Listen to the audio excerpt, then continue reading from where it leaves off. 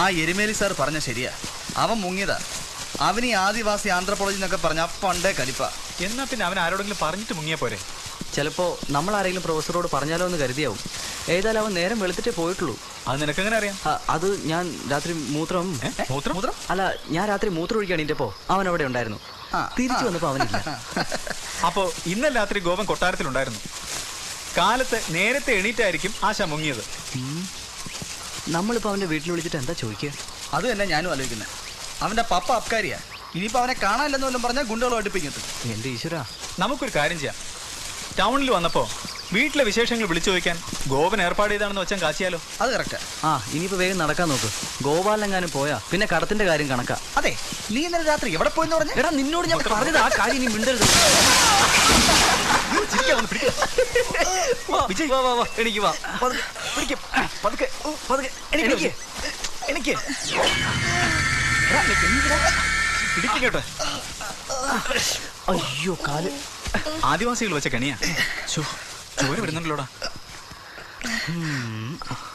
വല്ലാതെ വേദന ഉണ്ടോടാ?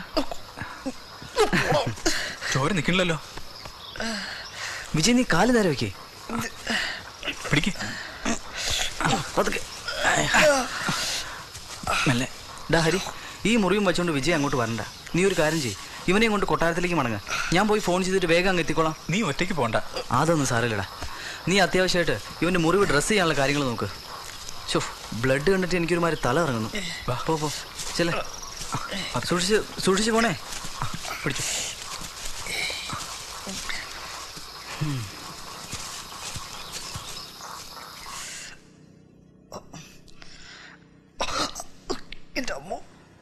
എന്നാലും അനൂപിനെ ഒറ്റയ്ക്ക് അയക്കേണ്ടിയിരുന്നില്ല. പിന്നെ അവനെന്താ കൊച്ചുകുട്ടിയല്ലേ? സ്റ്റിച്ച് ഇടാനുള്ള മുറിവുണ്ട്. താനൊന്ന് ചുമ്മാതിരിക്കെ, വെറുതെ ഓരോന്ന് പറഞ്ഞവനെ. ഈ എരുമേലി സാറിന്റെ ബാഗിൽ നിന്ന് പെയിൻ കില്ലർ എടുക്കാൻ പോയി ഹരിയും കണ്ടില്ലല്ലോ. ഇനി സാധനം കഴിഞ്ഞപ്പം സാറിന്റെ അടുത്ത് വിഴിയും കാണുമോ? എന്താ അന്യൊരു മൂഡ് ഔട്ട്? എങ്ങനെ മൂഡ് ഔട്ട് ആകാതിരിക്കും? മുംതാസ് ഇവിടെ ഒറ്റയ്ക്ക്, ഷാജഹാൻ പുഴ കടന്ന് അക്കരെ. ഈ ലവ് എന്നൊക്കെ പറഞ്ഞ അങ്ങനെയാ അല്ലേ അനു? ഞാൻ റൂമിലേക്ക് പോവാ. അവിടെ കാതറീനും ടീച്ചറും ഒക്കെ കാർഡ്സ് കളിക്കുക. വിട്ടോ വിട്ടോ, ചമ്മല് ചമ്മല്. ആ പിന്നെ എന്റെ കാര്യം ആ പ്രൊഫസറോട് പറയണ്ട, അങ്ങേർക്ക് പ്രഷർ കൂടും. Vijay, take rest. താൻ ഹരിയോട് ഇങ്ങോട്ടൊന്ന് വരാൻ പറ.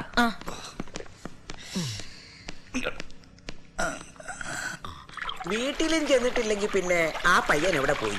അതാ ഞാനും ആലോചിക്കുന്നേ. ഒരു പിടിയും കിട്ടുന്നില്ല. അലനിയ, ഇനിയിപ്പോ ആ പയ്യന്റെ വീട്ടുകാരെങ്കിലും അന്വേഷിച്ച് വരുമോ? ഇല്ല, അവർക്ക് സംശയം തോന്നിയിട്ടില്ല. ഇവിടെ വച്ച് പലരും മരിച്ചിട്ടുണ്ടേ. കൊക്കയിൽ വീണും വന്യമൃഗങ്ങൾ പിടിച്ചും ചങ്ങാടം മുങ്ങിയും പാമ്പ് കടിച്ചും അങ്ങനെ പല രീതിയിൽ. പക്ഷെ അപ്പോഴൊക്കെ ശവം കിട്ടിയിട്ടുണ്ട്. ഇതിപ്പോ മതി. അല്ല, നാളെയും കണ്ടിട്ടില്ലെങ്കിൽ പോലീസിലൊന്ന് അറിയിച്ചേക്കണം.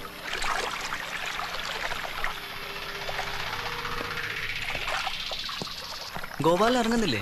നമുക്ക് കൊട്ടാരം വരെ. പേടിയുണ്ടല്ലേ? ഹേയ്, അങ്ങനെയൊന്നുമില്ല. എന്നാ പിന്നെ വേഗം നടന്നാട്ടെ. ഇരുട്ടി വീണിന് മുമ്പേ കൊട്ടാരത്തിലെത്താം.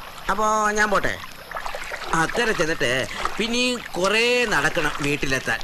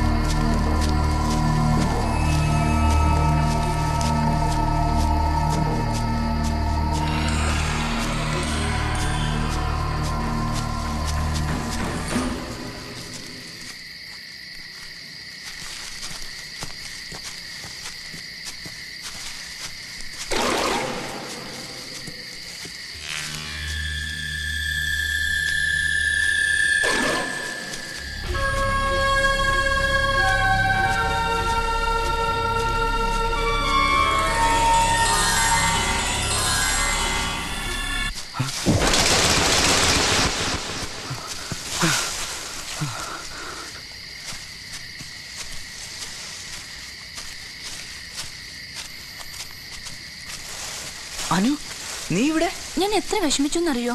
നീ എന്തായി കാണിച്ചേ ഒറ്റയ്ക്ക് ഈ സമയത്ത്? പ്രൊഫസർ എങ്ങാനും അറിഞ്ഞാ? ഒന്നും പറയില്ല.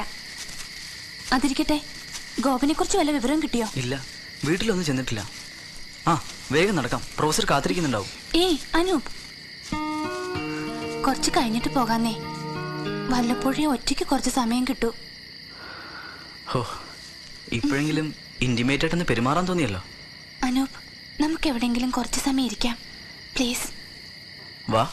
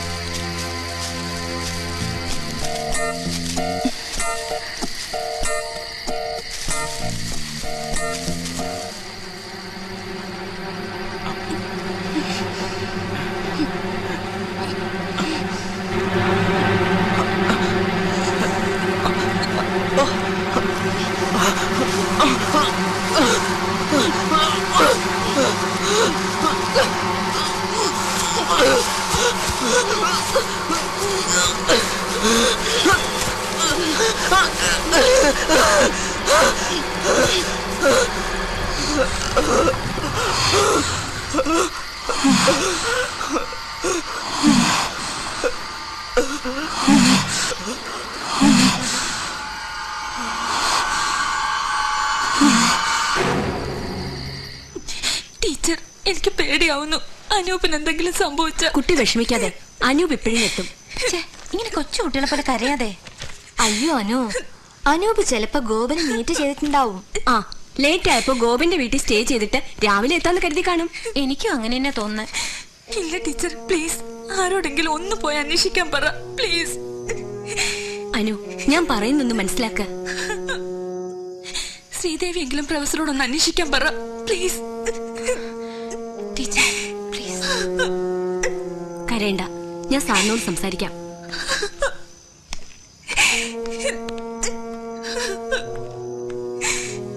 അന്വേഷിക്കണ്ടെന്നല്ല, പക്ഷെ ഈ രാത്രിയില് അങ്ങനെ പറഞ്ഞാൽ പറ്റില്ല സാർ.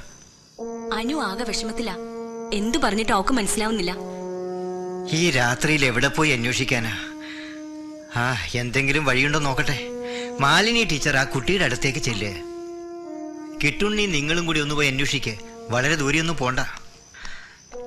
എന്തായാലും രാവിലെ പോലീസിൽ പരാതി കൊടുക്കണം. പാടില്ല. ഈ രാത്രി ആരും പുറത്തു പോകരുത്. പോകാൻ ഞാൻ സമ്മതിക്കില്ല. കിട്ടുണ്ണി, വാതിലോർക്ക് തുറക്കാൻ. ഇല്ല, അനൂപിനെ അന്വേഷിക്കണമെന്ന് പറഞ്ഞു. സണ്ണി, സണ്ണി എന്താ ഇത്? ഹരി, വിടാനെ ഇയാളെ മാറ്റിയിരുന്നുണ്ടോ? അല്ലെങ്കിൽ വാതിലെ ചോടി പിടിക്കും. സണ്ണി, നമ്മൾ പിന്നെ എന്താ ചെയ്യാ സർ? കിട്ടുണ്ണി, വാതിൽ തുറക്ക്. ആരെന്തു പറഞ്ഞാലും ഇന്ന് ഈ രാത്രിയിൽ ഞാൻ ഈ വാതിൽ തുറക്കില്ല. ആരെയും പുറത്തു പോകാനും സമ്മതിക്കില്ല. കിട്ടുണ്ണി, എന്താ ഇത്? ഞാൻ പറയുന്ന ഒന്ന് കേൾക്കണം സാർ. ആ കുട്ടികൾ ജീവിച്ചിരിപ്പുണ്ടോ എന്ന് പോലും അറിയാത്ത സ്ഥിതിക്ക് എന്റെ കുട്ടികൾക്ക് എന്താ സംഭവിച്ചത്? പറയാം, എല്ലാം പറയാം. ഇതിൻ്റെയൊക്കെ പിന്നിൽ അവളാ, നീലി. നീലിയോ? തീരാത്ത പകയാണ് അവൾക്ക് തൃപ്പങ്കോട് രാജവംശത്തോട്. പാലക്കുന്നിലെ പെരുമരത്തില് അവളെ ആവാഹിച്ച് തളച്ചിരുന്ന ആണിയ ഈ കുട്ടി എന്ന് പറിച്ചു കളഞ്ഞത്. ഇന്നവൾ സ്വതന്ത്രയാണ്. വാവെടുക്കുമ്പോൾ അവൾക്ക് ശക്തി കൂടും. അതുകൊണ്ടാ ഇന്ന് പോകണ്ടെന്ന് ഞാൻ നിർബന്ധിക്കുന്നത്. വടക്കേടത്ത് വലിയ നമ്പൂരി ജപിച്ചു കൊടുത്ത ഈ കണ്ടാഭരണം ഉള്ളത് കൊണ്ടാ ഹരിക്കുഞ്ഞ് ഇപ്പോഴും ജീവിച്ചിരിക്കുന്നത്.